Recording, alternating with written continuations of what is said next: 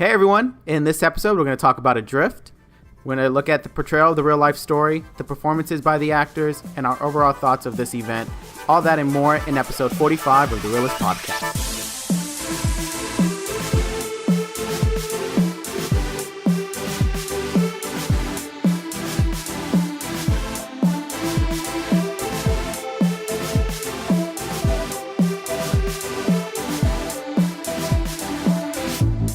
Hey listeners, this is Oscar. This is Donnie. And we have our producer Ruben here as well, as always. Hi. And he says hi as always. He said hi. Mix it up, Ruben. Say hola or bonjour. Konnichiwa. Switch it up. But yes, thank you everyone for listening to this episode. We are always thankful for that. We appreciate every single listen we have on any episode, any week, any day, any hour, any time. Any second, any minute. You can go on and on. I don't think we have any housekeeping. I think everything is pretty straightforward. Always encourage everyone to give us a chance to listen. We are going to start handing out some magnets when we go to our movie watching. So if you get one from us, or if you see us in the Los Angeles, Anaheim, Orange County region, don't be shy. Walk right over. You know what we look like. We're on Instagram. We identify ourselves. But yes, we are going to start handing those, so be on the lookout. We never know. You just might get one. You could always just let us know if you want one. We'd be more than happy to send you one via mail. But yes, definitely check for that, or look for that. I think we're ready to go into the nitty-gritty of this one. Yep. And look into Adrift. Adrift. So this movie is based on a true story, and let me ask you, as always, what are your overall thoughts about this movie? I knew that it was a true story just going into it, so I was like, whenever I know it's like based on a true story, I don't judge it so much on like the plot or how interesting it is. I really just try to just be have my eyes and my ears open and really just take in the story for what it is. As opposed to like if we go watch like a fake, not a fake movie, but a movie like a fiction film. I said nonfiction. You said a fictional film. A fictional film. Where I'm like, oh, the plot was this, or the character, the performances were blah. But this one, I was like, it's a true story, so I'm just gonna go and absorb it and take it in. And it was intense. I think performances were done superbly by Shailene Woodley and Sam Clafin. Clafin. Clafin. Clafin. Well, okay. I think they did really good. I really liked their chemistry in the film. I really felt like they had pretty good chemistry.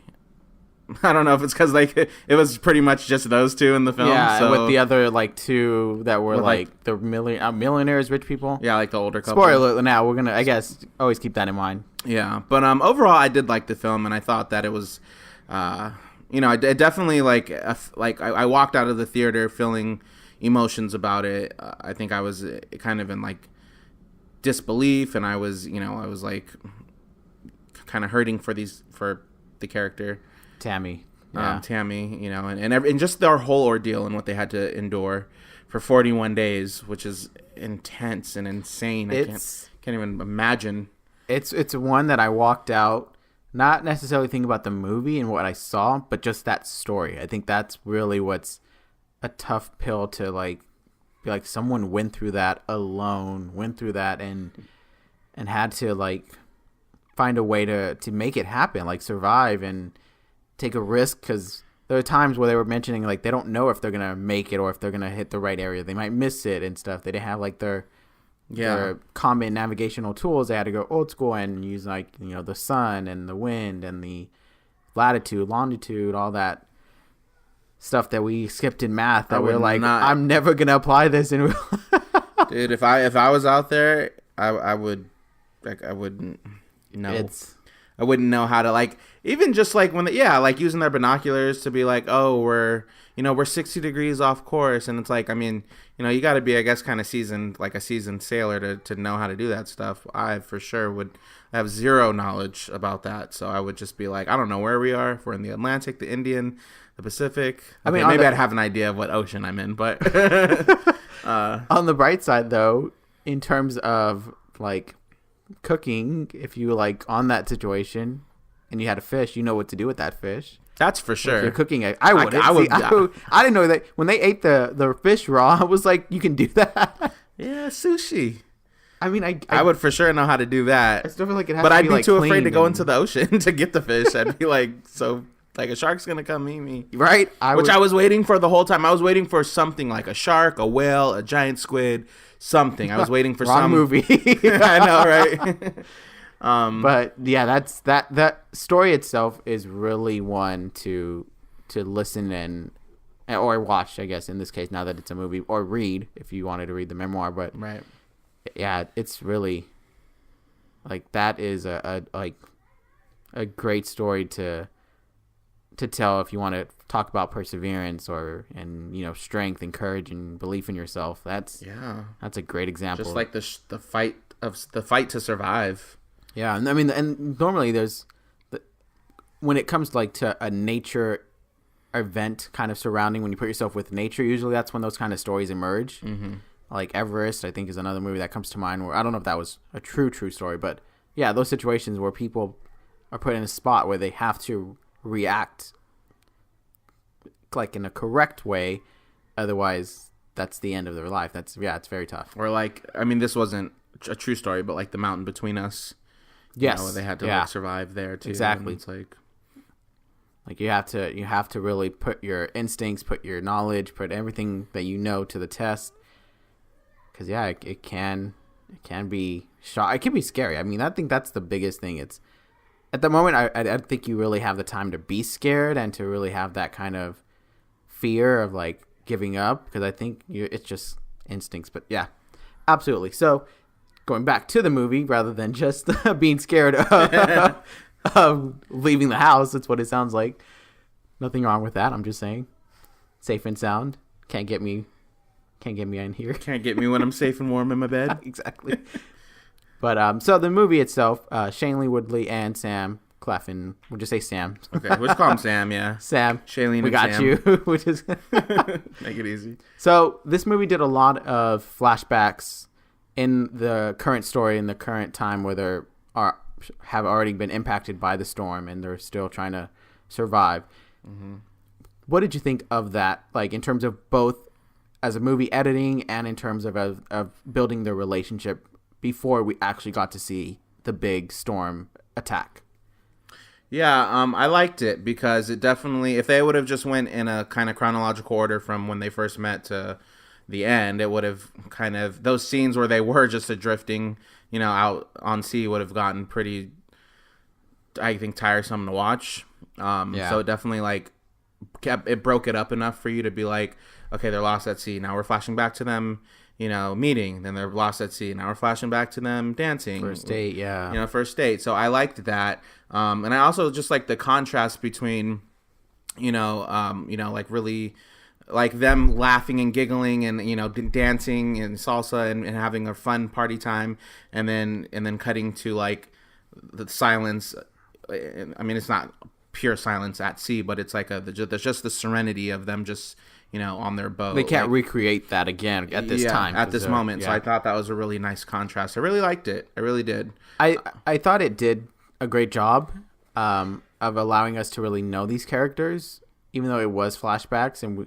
But I did feel at times it's kind of like we do want to see more progression with their current timeline. I remember like there were some flashbacks. I was like, this is nice and all, but we just found Richard or something like that, where it was like a big moment. It was like, I kind of want to know more what's going on right now in this, stranded moment, rather than like getting to know them. Because at this point, once we start to like really go in with them, if it's more of like, I feel like we're also surviving with them in that sense. And there was some time, I think there was like a good portion where they kind of did stop doing flashbacks and then they started again. It makes sense to kind of help the time pass by, to let them know like, oh, now we're 21 days flashback. Yeah. Now we're, 28 days. I feel like that did help in terms of that. And I agree. The only drawback to that is, you're making your. I mean, you only have like an hour and a half to kind of tell this story, so like everything's moving kind of quickly. You know, the days are passing, but I mean, 41 days is such a long time to just literally be sitting on to be stranded, lost at sea. So yeah, you definitely could get creative too. I mean, that's definitely something you can be creative in how those times pass by. I'm just saying, I wish they would have.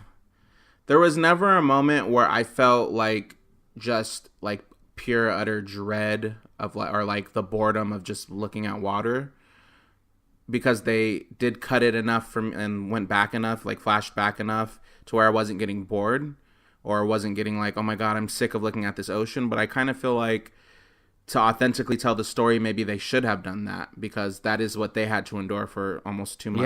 Yeah. And okay, I mean, a month and a half. And yes, it's like, it's kind of, you could think of it like, oh, they're thinking of it as a memory, and which is fine, like to some moments. Like I think the parts that helped get to where they are were relevant, like how they met, when they started falling in love, when they were offered that opportunity to take this boat to San Diego, and those kinds of things definitely were things that they had to show. Mm-hmm. But the kind of comparison, and not to say like, but to really get that fear as well into like, what do we do? I think Gravity did that kind of well thought, where we didn't go back to like, you know, to Earth, to NASA, where they're struggling to find a way to save them. It was really just like, Sandra Bullock is in space alone, right? And, you know, and there was a dread, there was a fear, there was a yearning for Earth, you know, for land. Yes, with that film. Whereas this one, because they flashed you back so much, you never truly got that. Like, oh my God, I just need them to be drying on land somewhere, you know? You kind of see, yeah, exactly. And I think that was when I would say I would have challenged the directors to kind of get us in a position where we can really feel like we're stranded too. Mm-hmm. I mean, I know there's a time restraint, so this can't be like, this is actually a 44-day long movie, but yeah, I felt like there could have been a challenge to that. It was nice to understand these characters, because it definitely helped like root for them and hope that they do survive.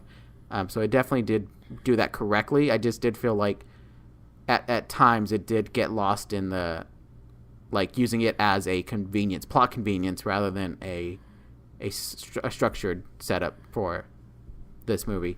Mm-hmm. But yes, I mean, the portrayals, I mean, obviously they definitely they looked like good people and good natured overall people in real life. Yeah.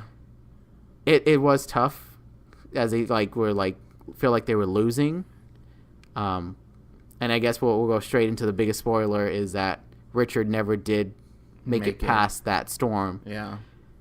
All that, how did you feel for these characters and real life people that had to go through this? Yeah, I was immediately saddened, because even though he was his body was shutting down and he was decaying, and, you know, like fever, and his ribs were broken and his legs getting infected, but there was still a little bit of hope that I was like, okay, he might make it though. He might survive. Yeah. You know, and then come to find out that he never survived past the storm, I felt like he was ripped away from me.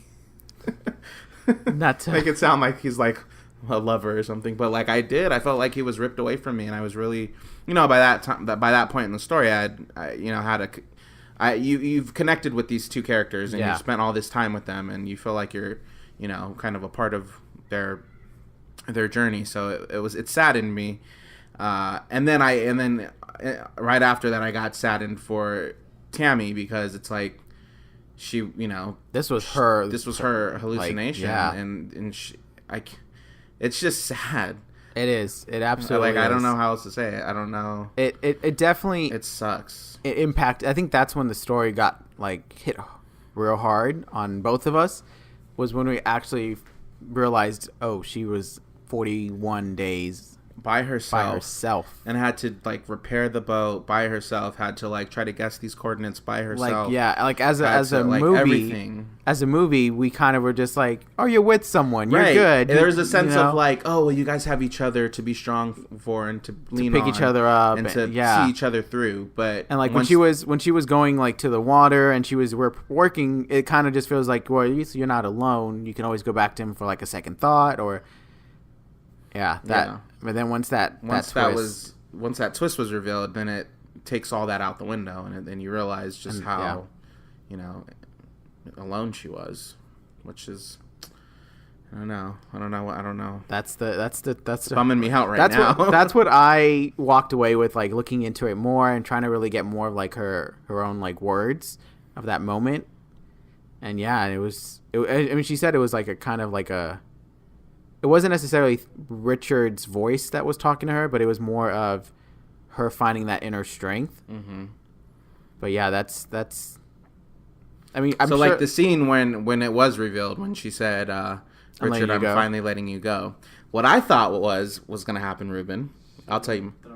No, what I thought was going to happen as soon as she said, "Richard, I'm letting you go," I thought that the camera was going to pan to Richard and like he had been dead for a while, but she just kind of kept his body there, which would have been kind of like a little gruesome, I guess. But I thought it was going to be because I've seen a movie where like someone has like, kept their like dead spouse because they didn't want to physically give them up. So I thought that's maybe what had happened. So I thought when she said, "I'm letting you go," she was going to like, roll his dead corpse off the boat. But then I saw that there was no body, so I'm like, oh dang. Yeah. I thought she was gonna die, or she was gonna think she was gonna die. I thought it was gonna be one of those things where like an attempt, kind of like go. I'm slipping away, and then last minute they're like, "Here comes a boat," or "Here like land." A last second rescue. Yeah. Like no, we made it. I thought it was gonna be one of those because I'm like, she's not gonna kill him, but then yeah. Because I'm like, she thinks she's going to die, so now she's saying her goodbyes, and it's going to be like a sad moment, but then they're going to make it through. That's what I thought. Yeah. And then what did you think, Oscar? When they showed the, like... how he fell off, or their interpretation of what happened to him, that was tough to watch. And then when he hit his head hard, and he was going downwards, that's when I was like, he didn't make it. He never made it. Yeah. Because I remember we were like, oh, he's not... how did he get up then? Like, what... Yeah, we were like trying to like. So when she said, "I'm letting you go," you knew that he I was knew gone. I was like. So yes. We were on that scene. We were all on 3 different little pages there. We were all expecting 3 different outcomes. I had hope that it was gonna, because I did notice that too. I'm like, there's got to be an explanation. To how he got up. He made it back. Yeah, I'm like, because he's there. So I'm like, there's an explanation. We'll figure it out later. So Ruben's was like hopeful. Yeah. Mine's was like morbid, and Oscar's was like what actually really happened and realistic. Yeah, okay. But just because of that, because I was like, he's going downwards. I felt like if they were gonna like really show how they got to where the movie started, they would have shown him like getting hit, but like his life vest or something shoots him up in the air, and he grabs like he just happens to be next to that little boat, safety boat. Yeah, that was that. But yeah, so that's what I was like. He keeps going down. I was like, I don't think he ever made it, and then yeah. So what was that little red thing that he was wearing? The E-Pack? Yeah, what is that? We don't know. We're not fishermen, ocean sailors. I don't even know if it's. I think it's called E-Pack. I thought that's what they said in the film. I'm pretty sure that's what sounded right. I thought it was gonna be like a life vest that deploys like. Right. That's why we were just like, does it deploy when you reach a certain level? Like a certain level, like at the bottom of the sea, like it'll go off and shoot you back up, or how does it work? And I thought it was like a GPS device. That's what I thought. I could see that. But it was in the 80s, so maybe they didn't exist. Not like that. Yeah. But I'll look it up. I'll try to figure it out. I will say, as I kind of little hinted, we would not be in this situation. I don't think neither of us are like ocean drawn. Nope. Beach drawn, yes. But love the beach. Love the little shallow. Not going to go past that. I don't like to go anchor or whatever they have. The buoys out there. Yeah, yeah, no. Once I'm up to my knees in the ocean, that's probably as far out as I'll go. My fear is more of like what's under the ocean. Yeah, my thing is sharks, whales, giant squids, and everything else. I still fear, like my fear is whatever kind of boat, even if it's like the big ones that like Titanic size, whatever.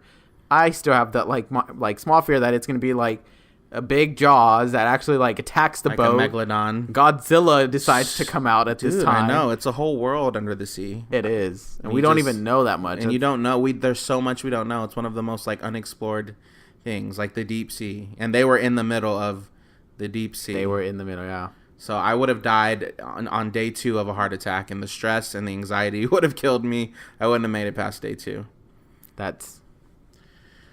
That's a scary thought, but I think for us, I think it's going to be more like earthquakes and tornadoes, maybe twisters that we probably will have to encounter. I'd take that over it. Flying, I think maybe flying might be flying over the ocean, and then the ocean, like the That's plane. weird. It's as afraid of I am as the ocean. Like when I went to Australia and you're flying over the ocean for hours, and I never once was like, oh my god, if we crash, like that's it. I don't know. I feel so safe. I feel so safe in a plane, I guess. I feel so secure. So I never think that. But like on a boat, I would be petrified. Because you're on the ground already? Because like we're on the water, and could it be that you can? A giant squid just can lift up a tentacle and surround the boat and pull us down. Giant squids are real. No, I believe that. I mean, like they really get humongous. But I can see like on a plane, it's kind of like you can distract yourself too, in the sense that you don't get to see it if you don't want to. I mean, you could say that you can be inside of the boat and you won't see it. But you still like feel like the motion. Or a blue whale can like jump up and like capsize you. Yeah. I've seen that in videos. Mm-hmm. So like, nah, man, I'll stay in the air. Yeah. Send me to space before you send me in the middle of the ocean. Space is just as scary though. I know. This is why you stay in the comfort of your home. That's why you don't go anywhere. Stay in a city or suburban home where nothing can get you. You're one call away from getting help. Except intruders. Oh my gosh. That's taking a different direction. Now you're saying it's never safe. I mean, is it really safe anywhere? Ideally, your home should be your safest, right? I mean, yeah, but if you don't feel if you don't feel safe at home, safe. If you don't feel safe at home, I don't know. That's a tough one. I don't think you have a second shelter. Maybe like work, unless you find like your work can be like a second home to some extent, because you know it so well. Maybe. But then you don't know everyone at work. There could be a stranger that decides to, be done with it and willing to push anyone who's in their way and throw a printer at you. I don't know. You're never safe. I guess that's... yeah, I feel like we're getting off topic here. Let's back to the film. I do want to say I really liked... I had said it before, but I really liked the performances by Shailene and Sam. Yes. I thought they were believable. I think Shailene Woodley is a really good crier. I was really like believing her. Like she wasn't doing like a typical like it was like a blubbering like like panicking cry, which I was like, damn. Which yeah, like it was really sense, touching me. And when she was screaming for Richard in the beginning, I was like, really, like it was intense. The only thing, and I'll say this, at the very beginning of the film, when they opened up and she was looking for Richard, and she went over to the boat she went on the side of the boat to look at like something, the clip that he was supposed to be attached to, and he wasn't attached to it, and then she goes, no, and the camera pans out, It's like that's such a cliche movie moment. Like, can we just all future like filmmakers, can we never, like our script writers, don't write that into a script, please. Like, can we not do that? That's the only thing that took me out of that specific scene, took me out of the moment. I could see that. So I was like, oh, so cliche. But other than that, superb job. I thought they were great. Yes. The performances, I will say, I did believe in the relationship. I did believe they, to an extent, were meant to be. Yeah. Like, I understand that. I'm assuming that their personality was very similar to the real life people. So, in that sense, they definitely felt like they were right for each other. Yeah. It really got me at the end too, like when she went back on the boat afterwards and looked at pictures and that sad song was playing and she was just crying. Like that part really like was like touched my soul.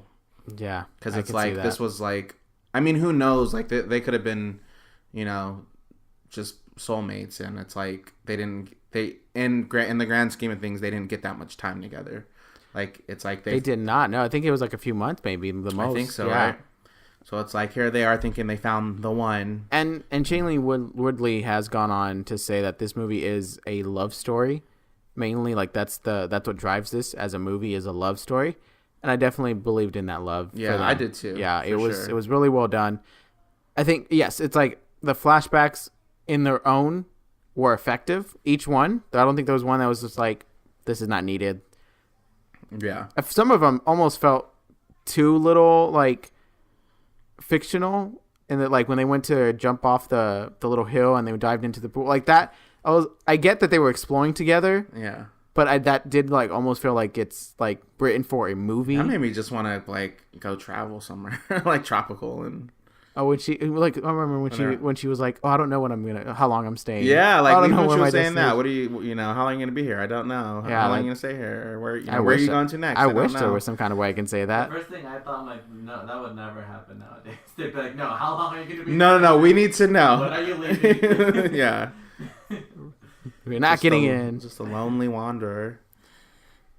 I'm like, I don't know if it's just because the way like my current life is, but to me I'm just more of like financially like, so how am I feeding myself? And I guess she was like finding like small jobs Just here find and there. jobs and you stay But where you I'm over here can just and- thinking like, She was a minimalist, I guess. yeah, In that would in be a true great. sense, right? She lives out of her backpack. Yeah. Yeah, that's true.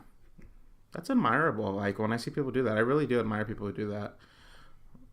If it's for the tough. right reasons, Like, what's the wrong reasons to do it? because they don't want to talk to their I mean, mom.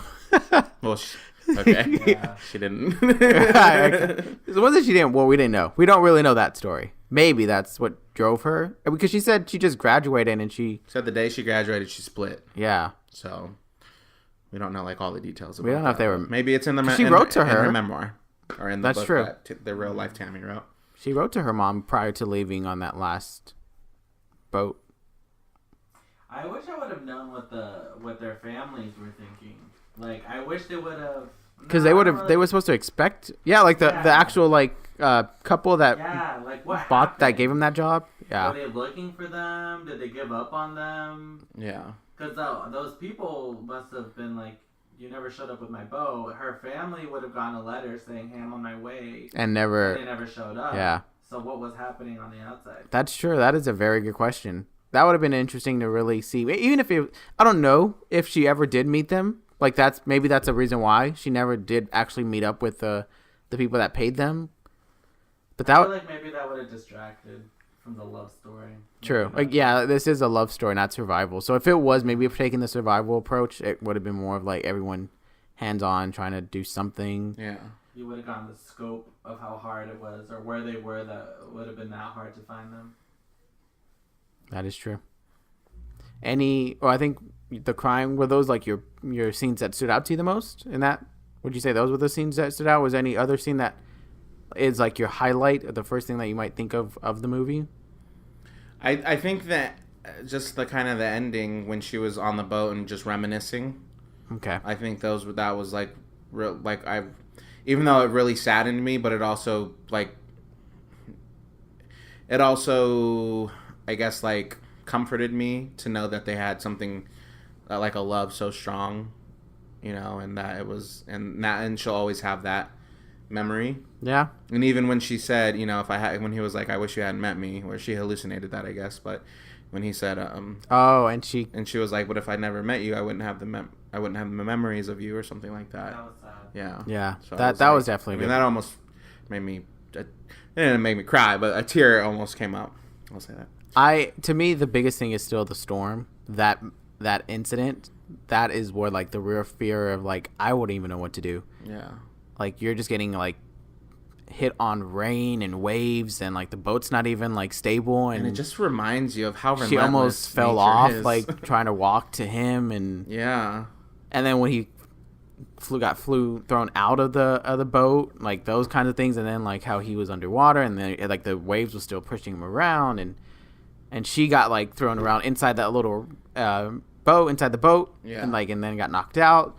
All that just sounds like the boat, like that boat could have easily still got it like flipped upside down, and she would have went underwater, and then that probably would have been like the end for both. Like it could have gone like really could've worse. gone So that's a really, very really bad. scary thought. That was to me that's the one thing I keep thinking about when I think of the movie, and then it's followed by like just imagining going through the 41-day journey. Yeah. like James Franco's 127 hours. That itself is like 127 hours. And even like that days. one, like you feel the dread of, you know, of him like stuck in that they don't canyon. do flashbacks. They don't, not really. So it's like even though that's, you know, some people will be like, oh, that movie's so boring, but like that tells you the story. Like that paints the picture of what he endured. And like I get you're watching the movie, so you want to be entertained, quote unquote. But if you're walking into this story, this true story, you have to know that it's not made for like, oh, how can we make this like an entertaining film? Right. But it's how do we tell the story? How can we tell the story to show the difficulty and yeah. But yes, all right. With that being said, what's your real score of how the movie was made? Not necessarily the story, but how the movie was made and all that details. I would give it a 3.5 out of 5. I thought it was made well. And like I said, I think the actors gave strong performances, and it was entertaining.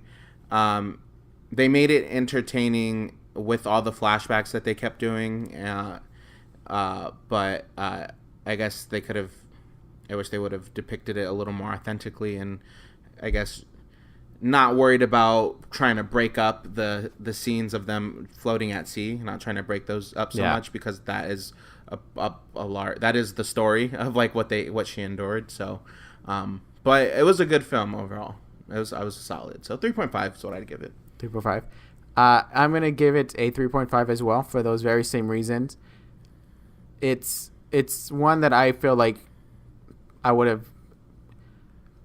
I guess I think of it being told differently would be the what kind of what you're saying essentially is just the flashbacks back. I get the it's a love story first in this particular film, so I can understand us wanting to really see them fall in love and be in love to say like yes they are in love, but yeah I would have preferred the realness to be once after the event moving forward for us to really understand that and really kind of, I don't want to say lose ourselves, but feel like we are also stranded with her and him for that parts.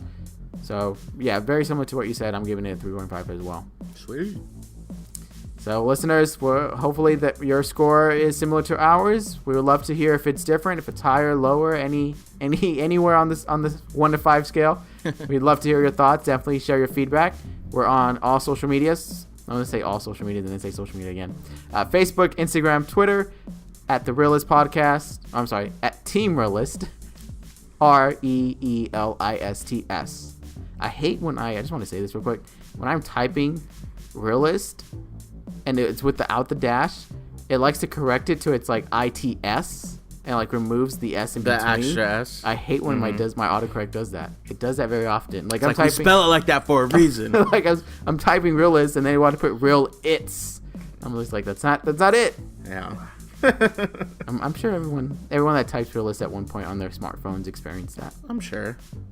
I'm not alone. I wouldn't put it past them. I'm not alone. I don't think I'm alone. But yes, definitely share your thoughts. We'd love to hear it. But thank you again for listening to the episode. Thanks for listening. See you next time.